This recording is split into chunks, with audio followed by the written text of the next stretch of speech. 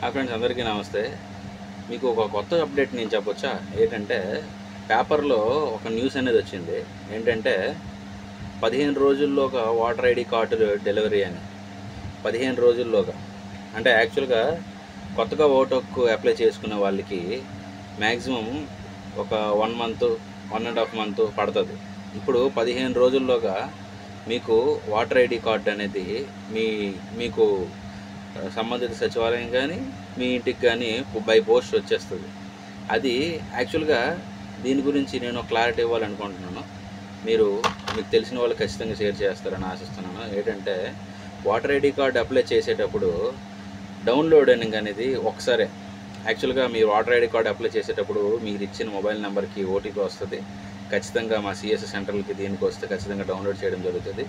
Download చేసిన card ఏమో PVC కార్డుగా చాలామంది చేసుకుంటున్నారు. కానీ ఇక్కడ ఇచ్చిన సమాచారం ఏంటంటే కొత్తగా ఓటర్ ఐడి కార్డులు అప్లై చేసుకునే వాళ్ళకి 15 రోజుల్లోగా డెలివరీ అవుతుంది. అది ఎప్పుడు? చీఫ్ ఎలక్షన్ కమిషన్ అంటే ఎలక్షన్ కమిషను ఏ రోజైతే ఓటర్ ఐడి కార్డులు దరఖాస్తుకు ఆహ్వానం పలుకుతుందో అప్పటి నుంచి కొద్ది రోజుల్లోన ఖచ్చితంగా మీకు రావడం జరుగుతుంది. అయితే ఇప్పుడు ఎవరు కూడా పోస్ట్లో వచ్చేంతవరకు ఎవరు ఎదురు చూడట్లే. కార్డు డౌన్లోడ్ చేసుకుంటున్నారు, పీవీసీ కార్డు చేసుకుంటున్నారు.